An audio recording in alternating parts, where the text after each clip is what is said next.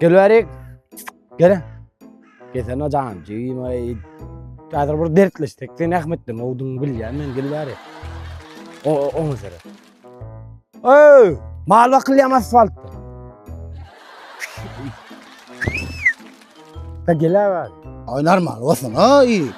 Oynar mal olsun ay. Ay kaçak go'me. Oy, nämet berdin? Mallık börün hakkıcığım.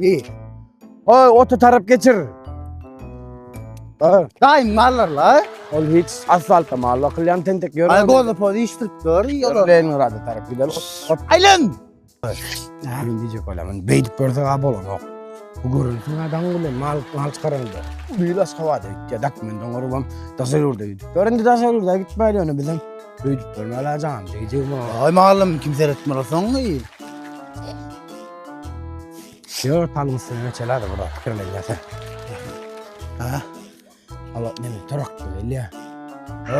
No pardaydan can etdi. Ingle. Ha? Şimdi ara. Öydip bukbası aylım görmeli. Sonuçun talı çık. Ben var ha. Vade de smeliyacıyım. Seret. Ben diyen burada açalım diyen ha. Ne açalım? Pas udama kadar. Güzel şan kitapım. Daha siz taraf yatırmayı la atıyor. Allah aşkına ettirin ya. Adı var basın. Tamam. Böyle siyah açalım. Açalım diyelim yakine ulaştı verdim. Burada bir yüzün sedirler hocamcı. Kadir hakkı ne ay. Ne yapmışsın ay. Ya Ahmet ay Kadir hakkı.